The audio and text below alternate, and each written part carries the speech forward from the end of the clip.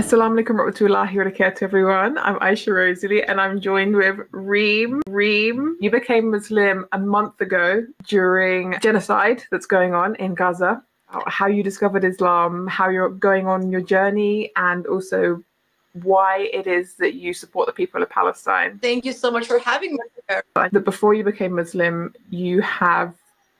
you were an Islamophobe for a while. Am I correct? That is true. আজ থেকে 10 বছর আগে আমি ছিলাম হিউজ ট্রাম্প সাপোর্টার। এমনকি আমি গিয়েছিলাম নিউ ইয়র্কে একটা বক্তব্য রাখতে ট্রাম্পের এক সমাবেশে ইউএন বিল্ডিংয়ের বাইরে। এটা এক প্রকার আমাকে গিলে ফেলেছিল, কারণ এটাই ছিল আমার সারাটা জীবন। জানেন, এটাকে ঘিরেই ছিল আমার সমস্ত কিছু। আসলে আমাকে এক প্রকার এই রাজনীতিতে টেনে আনা হয়েছিল আমার এক্স বয়ফ্রেন্ডের মাধ্যমে, যিনি ছিলেন একজন সুইডিশ ডেমোক্র্যাট। সুইডিশ ডেমোক্র্যাটটা ছিল ট্রাম্পের পার্টির মতোই, একেবারে 100% নয়, তবে অনেকটাই এরকম। আর জানেন, তিনি আমাকে বিশ্বাস করিয়েছিলেন যে পার্টির হয়ে আমি যা কিছু বলছিলাম তা ছিল সবই সঠিক। আর তারপর থেকে আমি পাচ্ছিলাম প্রচুর লাইকস এবং ফলোয়ার্স, আর মানুষ আমাকে বলছিল congratulation, you are doing a good job, এই ধরনের সব কথা। আর জানেন, আমি হয়ে উঠছিলাম, এই রাজনীতি আমাকে গিলে ফেলছিল। এটাই হয়ে গেছিল আমার জীবন, এটাই হয়ে গেছিল আমার জন্য সব কিছু। আর আমি ভাবতাম যে আমি ঠিক কাজই করছি, আমি এটার সঙ্গে পুরোপুরি রূপে সৎ ছিলাম। আসলে আমি ভাবতাম যে আমি সঠিক কাজটাই করছি। জানেন, আমি সবসময় নিজেকে নিয়ে গর্ব করতাম। আর প্রতিবারই আমি যা কিছু পোস্ট করতাম, যেগুলোকে আজকে আমি বলবো হেটফুল, ঘৃণ্য। Yeah. Did you feel like you were kind of saving the world from savages in a way? Yeah. Yeah. Do you know where that came from? হ্যাঁ, এর বেশিরভাগটাই মিডিয়া থেকে। নিশ্চিত রূপে এই বেশিরভাগটাই ছিল মিডিয়া। বহু সংখ্যক মানুষ আমাকে গ্রাস করে রেখেছিল, যারা আমাকে ফলো করত। আমি ছিলাম মহাবিষ্ট, এর সবটাই ছিল আমি কেন্দ্রিক। সেই দিনগুলিতে আমি অর্জন করছি লাইকস, আমি অর্জন করছি ফলোয়ার্স, আমি সাধুবাদ কুড়াচ্ছি। এটা জাস্ট সব সময় ছিল আমি কেন্দ্রিক। এভাবে আমি নিজেকেই নিজে গ্রাস করে ফেলেছিলাম, যেটা আমাকে চালিয়ে যেতে বাধ্য করছিল। আর দিন দিন আমি আরও বেশি জোরালো হচ্ছিলাম। আর অবশেষে আমি জাস্ট পুরোপুরি হয়ে গেছিলাম অপদার্থ। আমি হয়ে গেছিলাম খুবই রূঢ়, রুক্ষ। আমার মনে হয় কখনোই আমি সুন্দর কথা বলতাম না, আমি সব সময় থাকতাম রাগান্বিত। আমি হাসতে ভুলে গিয়েছিলাম, আমি হয়ে গেছিলাম তিক্ত, রাগান্বিত। আর আমি এমন মানুষে পরিণত হয়েছিলাম যা আমি ভেতর থেকে কখনোই হতে চাইনি। কিন্তু আমি এটা কোনোভাবেই থামাতে পারছিলাম না। আমি কখন এর মধ্যে ডুবে গিয়েছিলাম, এমনকি আমি নিজেও বুঝতে পারিনি। আমি নিজে বুঝতেই পারতাম না যে এগুলোর মাধ্যমে আমি কতটা মানুষকে আহত করছি। আমার জাস্ট মনে হতো আমি পৃথিবীকে বাঁচাচ্ছি, যেমনটা আপনি বললেন, এই জঙ্গলি ভয়ানক সন্ত্রাসবাদীদের হাত থেকে, ওই মানুষদের থেকে যাদের কারণে 9/11-এর ঘটনা ঘটেছিল, ওই সমস্ত মানুষদের হাত থেকে। এখন আর আমি সে কথাগুলো উল্লেখ করতেও পারবো না। তখন তাদেরকে আমি যা যা বলতাম, কারণ এগুলো ছিল ভয়ানক, আমি চাই না সে কথাগুলো আর বলতে। আর এটাই আমার লাইফ স্টাইল হয়ে গিয়েছিল। How did that leave you feeling on the inside? Depressed. এটা এত বাড়াবাড়ি পর্যায়ে পৌঁছেছিল যে কখনো কখনো আমি বিছানা ছেড়ে উঠতে পারতাম না। আমি খেতে শুরু করেছিলাম অ্যান্টিডিপ্রেসিভ অ্যান্ড অ্যান্টিহিস্টামিনস আমার প্যানিক অ্যাটাক্সের কারণে। আমি নিজেও জানতাম না আমি কেন এতটা হতাশ। আমার মনে হয় এটা ছিল পৃথিবী। আমার মনে হয় আমি হতাশায় ভুগছিলাম, কারণ আমার মনে হতো যে পৃথিবীটা খুবই কুৎসিত, আর আমার প্রয়োজন এই জঙ্গলি মানুষগুলোর হাত থেকে এই পৃথিবীকে বাঁচানো। আমার মনে হয় এটাই ছিল কারণ আমার হতাশার।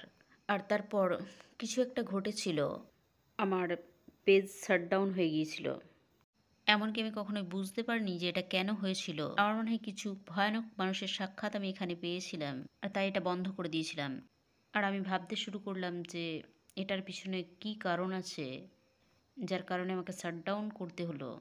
আর আমি যা খুঁজে পেয়েছিলাম তা হলো যে আমার এক্স আমাকে যা রিপোর্ট করেছিল সেটাই, এই ধরনেরই কোনো কিছু। তারপর আমি কিছুদিন ব্রেক নিয়েছিলাম আমার পেজ শাটডাউন হওয়ার পর, কারণ সত্যি আমার ব্রেকের দরকার ছিল। আমার প্রয়োজন ছিল নিজের যত্ন নেওয়ার, আর আমার প্রয়োজন ছিল নিজের ভেতরের শয়তানের সঙ্গে লড়াই করার, আর নিশ্চিত রূপেই হ্যান্ডেল করার প্রয়োজন ছিল আমার ডিপ্রেশন।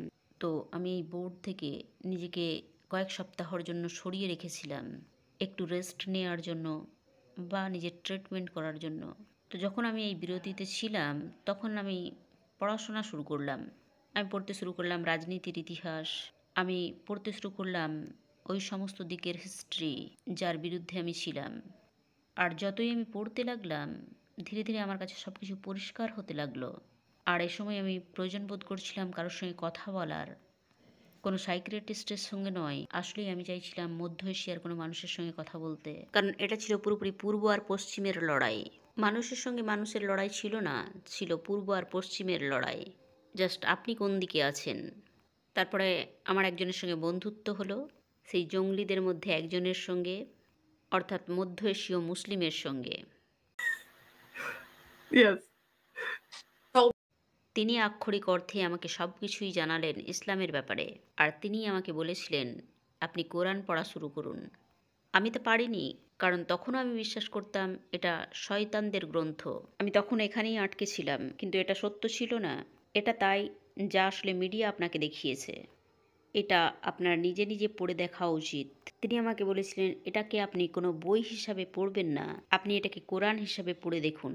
কারণ যে কেউ বই পড়তে পারে, কিন্তু এটাকে আপনি পড়বেন একটু একটু করে।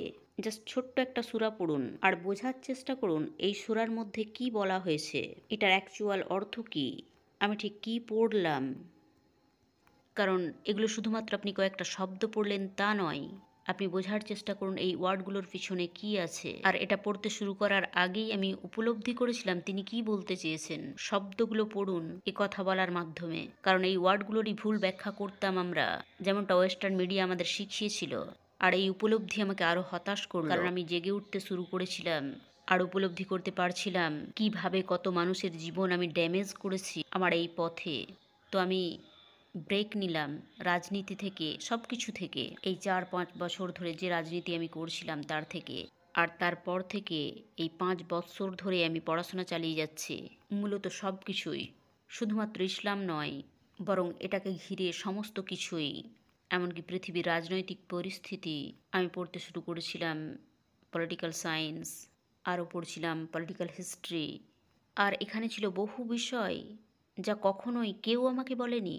আমার মনে হচ্ছিল কেউ তো আমাকে এই সব কথাগুলো বলেনি। আর এটা এটা আমার পুরো চোখ খুলে দিল। আর আমি উপলব্ধি করলাম যে আমার আর হতাশ হওয়ার প্রয়োজন নেই। It is time for stop জাজিং মাইসেলফ। আর কোনো কিছু ভালো কাজ শুরু করা এখনই। Subhanallah, mashallah. I mean, at that time, your page got shut down because of some hate speech, and now you're potentially, probably, maybe your page might get shut down again, but because you're fighting for the oppressed people of Palestine, mashallah. Yes! So how did you hear about what's going on in Palestine, and why have you chosen the side of the Palestinians? এমনকি এমনকি আগেও, তখনও যখন আমি রাজনীতি করছিলাম, তখনও আমি ফিলিস্তিনকেই সাপোর্ট করতাম, ইসরায়েলকে নয়। আমি সবসময় ফিলিস্তিনকে সাপোর্ট করতাম, কিন্তু এভাবে নয়। কারণ তখন আমি এটাকে একটা মতবিরোধ বা সংঘর্ষ হিসাবেই নিতাম। আমি ফিলিস্তিনকেই বেশি সাপোর্ট করতাম, কিন্তু আমার মনে হতো তারা দুপক্ষই ভুল। That was basically my opinion. আসলে আমরা এটাকে বলতাম পৃথিবীর বড় রাজনৈতিক সমস্যা, যেটার সমাধান হওয়ার কোনো সম্ভাবনাই দেখতে পাওয়া যায় না যতক্ষণ না দুই পক্ষের মধ্যে একজন সরি বলে। এটাই কমন বিলিফ মানুষের। কারণ আমি জানতাম ইসরায়েলিরাই অপ্রেসড, এটা কখনোই ছিল না, অথচ মিডিয়া আমাদেরকে এই ভাবনাটা জুগিয়েছিল। আমরা জানতামই না সেখানে কি চলছে যতক্ষণ না সোশ্যাল মিডিয়া পোস্ট করতে শুরু করলো সব কিছু। আর যখন আমি এগুলো দেখতে শুরু করলাম, আমি জাস্ট আতঙ্কিত হয়ে পড়লাম, কমপ্লিটলি হরিফাইড। মনে হচ্ছিল এগুলো ঘটতেই পারে না, এগুলো দুঃস্বপ্ন মাত্র।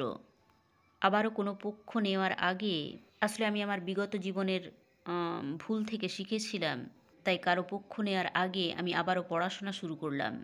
আর আমি জানলাম নাকবার ব্যাপারে, আমি এর অর্থ জানার চেষ্টা করলাম যে এটা আসলে কী ছিল। তৎক্ষণাৎ এটা আমাকে নিয়ে গেল সিরিয়াতে। সেখানে যা কিছু ঘটছিল তার দিকে আমার দৃষ্টি আকৃষ্ট হলো। আর আমার মনে হলো, আচ্ছা, এটা তো আবারও শুরু হয়েছে। আর যত বেশি আমি পড়তে শুরু করলাম, ততই আমি উপলব্ধি করতে পারলাম এটা শুরু হয়নি, এটা কন্টিনিউয়াসলি চলছে। 75 বছর আগে যা শুরু হয়েছিল তা এখনও চলছে। আর যা আমাকে আরও নিয়ে গেল দ্বিতীয় বিশ্বযুদ্ধে, যেখানে গণহত্যা হয়েছিল বন্ধ দরজার পিছনে একটা পৃথিবীতে, যে বিষয়ে কাউকে জানতে দেওয়া হয়নি, কারণ এটা করা হয়েছিল নীরবে।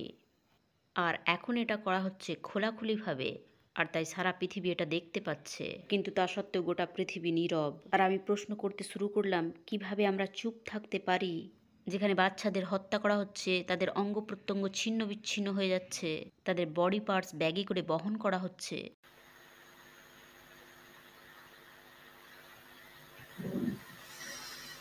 মানুষ দেখছে শয়তানের সত্যকার মুখ প্রকাশ হয়ে পড়েছে। আর তখন যখন মানুষ আমাকে জিজ্ঞাসা করছিল যে 7th অক্টোবরে আমি কি করছিলাম, আমি ছিলাম একজন mental health influencer and a nature photographer, এটাই আমি করছিলাম। তখন আমার ইনস্টাগ্রাম পেজে 18,000 ফলোয়ার্স ছিল। এরা মূলত আমাকে ফলো করতো, আমি কথা বলতাম আমার ডিপ্রেশন নিয়ে, আমার পিটিএসডি নিয়ে। আর এগুলো এমন বিষয় যা নিয়ে কথা বলতে আমি ভয় পাই না, কারণ আমাদের মেন্টাল হেলথ নিয়ে কথা বলা দরকার, কারণ এটা খুবই গুরুত্বপূর্ণ।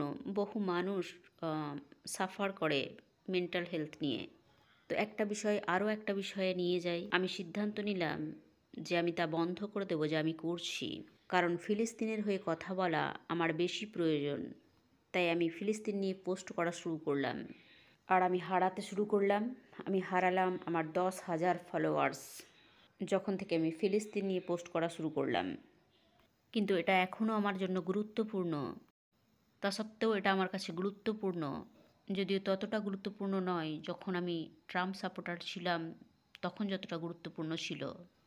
আমি ধীরে ধীরে আনইম্পর্টেন্ট হয়ে গিয়েছি ফলোয়ার্সদের কাছে। তখনও আমি আমার গুরুত্ব হারিয়েছিলাম। আমার মেন্টাল হেলথের কারণে আমি উপলব্ধি করেছিলাম যে আমি আর সেই পপুলার ব্যক্তি নই, কারণ আগে আমি কখনোই এই ধরনের ইন্টারভিউতে যেতাম না মেকআপ ছাড়া।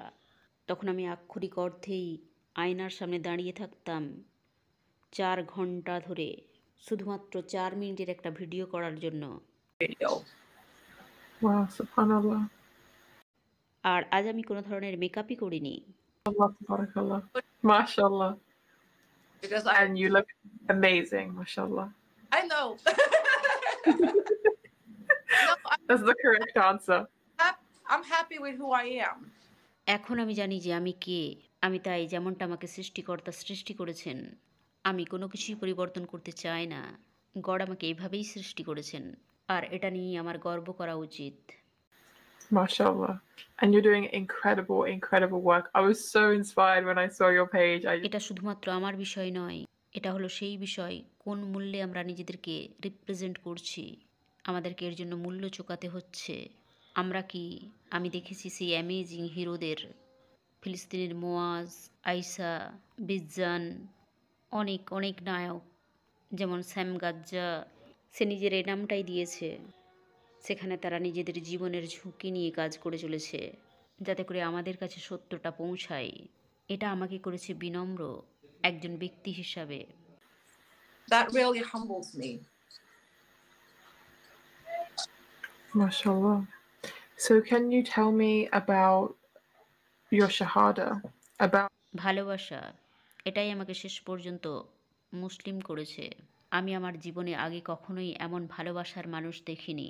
আমি চেয়েছিলাম এই ভালোবাসার অংশ হতে, আর কোনো ঘৃণা নয়। আমি এটা করিনি আমার ফলোয়ার্স বাড়ানোর জন্য। I didn't do it. So, oh, look, now she changed her path so she can become popular on the other side. No. এটা জাস্ট সিম্পলি আমি হতে চেয়েছিলাম এই লাভিং পরিবারের অংশ, দ্য উম্মা। আমি যখন ফিলিস্তিন নিয়ে পোস্ট করছিলাম সাপোর্টিং দ্য চিলড্রেন, কারণ আমার ফোকাস ছিল চিলড্রেন আর অ্যানিম্যালসের দিকে, ইন গাজা, ইন ফিলিস্তিন, আমি পেয়েছি অনেক অনেক ভালোবাসা। আর প্রত্যেকেই তাদের মেসেজ শেষ করেছে আলহামদুলিল্লাহ অথবা মাশাল্লাহ দিয়ে। আর তাই আমি সঙ্গে সঙ্গেই বুঝে যেতাম যে তারা মুসলিম। আর আমি সত্যিই কখনো দেখিনি এতটা শক্তি, এতটা সহনশীলতা আমার জীবনে। আর এই মানুষগুলোই তারা, যাদের একসময় আমি বলতাম জঙ্গলি, এই মানুষগুলোই ব্যবহার করছে তাদের পেজ, তাদের প্ল্যাটফর্ম, শর্তহীনভাবে তাদের সাপোর্ট ফিলিস্তিনের পক্ষে, এমনকি যদিও তাদের রিস্ক আছে তাদের পেজ শাটডাউন হয়ে যাওয়ার। এই মানুষগুলোই তারা যাদেরকে আমি জাজ করতাম। What was wrong with me? আমাকে কি পুরোপুরি গ্রাস করে ফেলেছিল না পশ্চিমী মিডিয়াগুলো? আমাকে কি পুরোপুরি গ্রাস করে রেখেছিল না আমার দেশ ইউনাইটেড স্টেটস? আসলে আমাদের যা দেখানো হতো তার দ্বারাই আমরা ঢেকেছিলাম। আমাদের চোখ ছিল বন্ধ। আমি সত্য থেকে পুরোপুরি মুখ ফিরিয়ে রেখেছিলাম।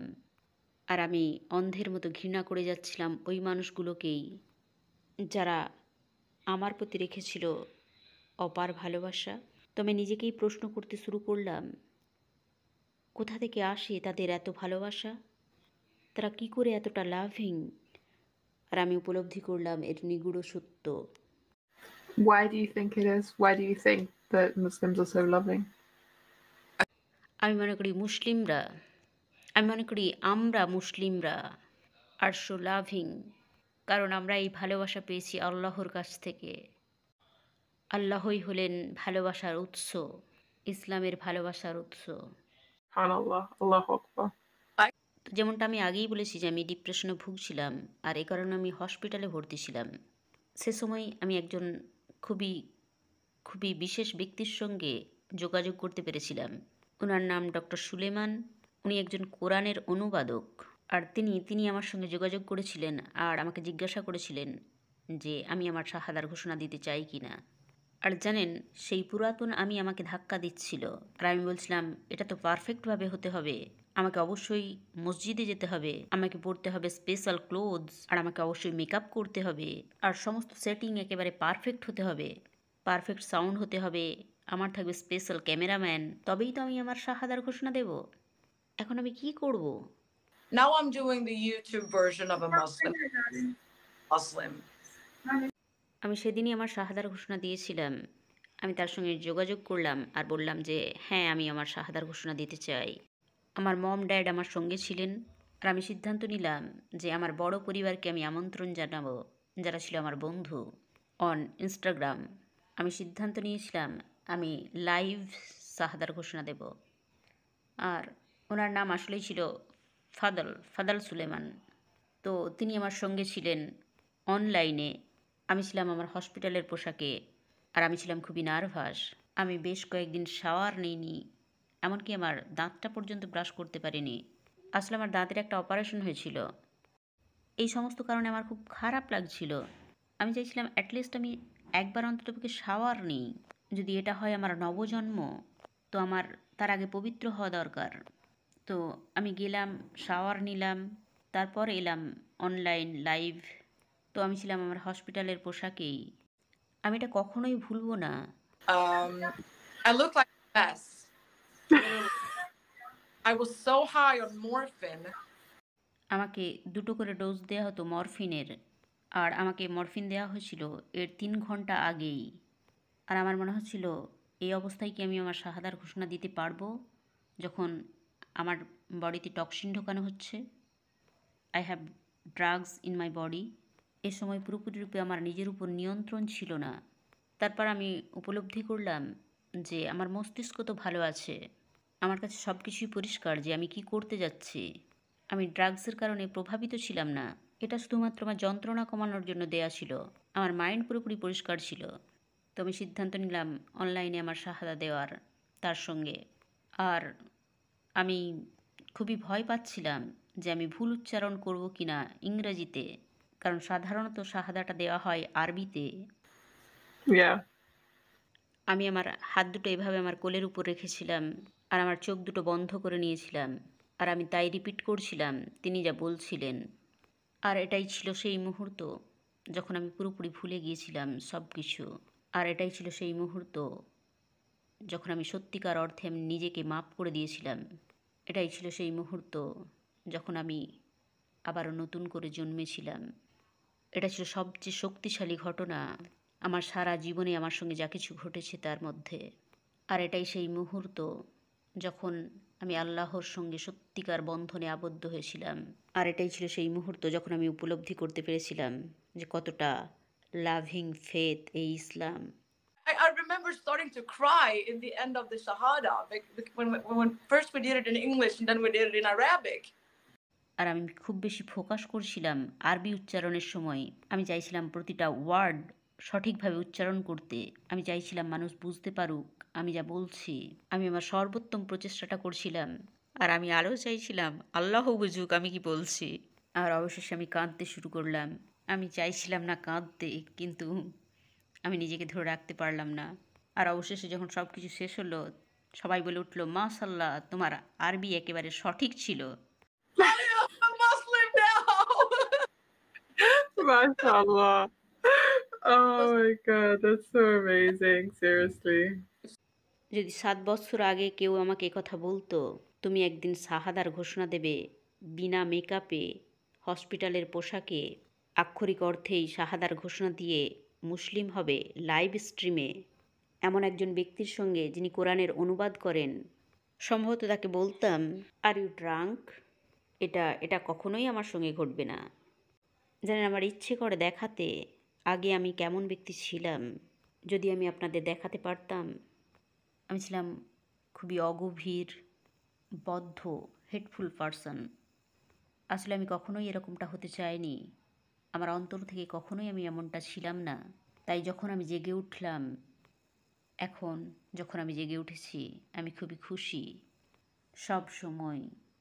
আমি সব সময় হাসতে থাকি, অলওয়েজ হ্যাপি। আল্লাহর অশেষ শুকরিয়া যে তিনি আমাকে জাগিয়ে দিয়েছেন। যখন থেকে আমি ফিলিস্তিনের জন্য কাজ করতে শুরু করেছি, আমি কুইট করে নিয়েছি সেই সমস্ত কর্মসূচি থেকে যা আগে আমি করতাম। এখন আমি মূলত 3টি সংগঠনের সঙ্গে যুক্ত আছি, আর তারা সবাই মুসলিম, আর তারা সবাই ফিলিস্তিনকে সাপোর্ট করে। সমস্ত সংগঠনগুলি আমার সঙ্গে কন্ট্যাক্ট করেছিল আর জিজ্ঞাসা করেছিল যে আমি কি ফিলিস্তিনকে সাপোর্ট করতে চাই। আর আমি তাদের জিজ্ঞাসা করেছিলাম, আপনারা কি অর্থনৈতিকভাবে তাদেরকে সাহায্য করবেন? তা না হলে না। এটা আমাকে কিছুটা অর্থনৈতিক দিকে নিয়ে গিয়েছিল। এটার জন্য আমার জীবনে কিছু রাফ চেঞ্জিং এসেছিল। আর আমি মনে করি যে এই সমস্ত কিছুরই প্রতিদান আমি একদিন পেয়ে যাব ইনশাআল্লাহ। And I think with your Shahada, it's really important to remember what you would like to tell all the Muslims out there who are super excited about your conversion to Islam. আপনাদের অনেক অনেক ধন্যবাদ for inviting me to your beautiful Umma. What's your message to the Muslims out there who are perhaps being maybe a little bit too judgmental or pushy with you? আমি মনে করি আমার এই journey আল্লাহ আর আমার মাঝের বিষয়। তাই একমাত্র আল্লাহই আমাকে জাজ করতে পারেন। ভুলে যাবেন না, আমরা শুধুই দাস। MashaAllah. না আমি আপনাদের দাস, না আপনারা আমার দাস। আমরা একমাত্র আল্লাহর দাসত্ব করি, আর তিনিই আমাদেরকে জাজ করতে পারেন। I think people are going to be so touched by this, mashallah. And what is your message to our Palestinian brothers and sisters? আমি আবারও কাঁদতে চাই না। না, আমি কাঁদতে চাই না। Yeah, don't cry. Don't cry. We're here with you. আমরা আপনাদের সঙ্গেই আছি। পৃথিবীর সমস্ত প্রান্তের মানুষ আপনাদের সঙ্গে আছে। আপনারা মোটেও একাকী নন এই যুদ্ধে। আমরা হাজার হাজার মানুষেরা আপনাদের সঙ্গে দাঁড়িয়ে আছি। আমরা হাল ছাড়ব না, আমরা লড়াই করব। আমার ভাইরা গিভ আপ করবে না। আর আমরা কন্টিনিউ গলা ছাড়ব, চিৎকার করব ততদিন পর্যন্ত যতদিন না আমরা এই শব্দটা শুনতে পাচ্ছি যে Palestine is great. MashaAllah. Very powerful. Very powerful. Yeah, it's just such an emotional cause. And you know what? Every day on Instagram, there's a new video that doesn't cease to amaze how evil some people are in this world. And how strong. গতকাল আমি রাস্তায় ছিলাম, একটা প্রোটেস্টে যাচ্ছিলাম, যেখানে আমি আমন্ত্রিত ছিলাম বক্তব্য রাখার জন্য। তো সেখানে আমি যখন আমার বক্তব্য শেষ করলাম, তারপর আমি দেখতে লাগলাম ইনস্টাগ্রাম পেজগুলো। সেখানে আমি দেখলাম জান্নাতের পাখিদের ছবি। ওই জান্নাতের ছোট্ট ছোট্ট পাখিগুলো কাফনে জড়ানো, বুঝতে পারছেন আমি কি বলতে চাইছি। আমি বাসের মধ্যেই কাঁদতে শুরু করলাম, আর একজন আমার দিকে ফিরে তাকালো। আমি তৎক্ষণাৎ ফোনটা তার দিকে ঘুরিয়ে দিলাম আর বললাম, এদের জন্য আমি কাঁদছি, আর আপনাদেরও কাঁদা উচিত এদের জন্য। আর সে জাস্ট ছুটে পালিয়ে গেল। তারপর আমি আরও দেখতে লাগলাম। আমি কিছুক্ষণ ধরে কাঁদলাম, তারপর কিছুক্ষণ ধরে প্রার্থনা করলাম। আমার ইচ্ছে করলো আমি সেখানে চলে যাই, কিন্তু আমি জানি যে এটা কঠিন। প্রত্যেকেই যারা এখানে ফিলিস্তিনের জন্য লড়াই করছে, আমি জানি এটা কঠিন, আর এই চিত্রগুলো দেখা খুবই কঠিন। এগুলো যেন আমাদের ভেতর থেকে ক্ষয় করে দিচ্ছে। এগুলো প্রভাব ফেলছে আমাদের দৈনন্দিন জীবনে, প্রভাব ফেলছে আমাদের মানসিক অবস্থার উপর। যদিও আমরা এগুলো দেখতে চাই না, কিন্তু আমাদের দেখতে হচ্ছে। আমাদের অন্তর, আমাদের মন আজ ভারাক্রান্ত, কিন্তু আমরা জানি আমরা আমাদের সর্বোত্তম প্রচেষ্টাটাই করে যাচ্ছি। তবু যেন আমাদের মনে হচ্ছে যে আমরা যথেষ্ট কাজ করতে পারছি না। MashaAllah. Amazing advice. Amazing speaking with you. Thank you so much for coming on.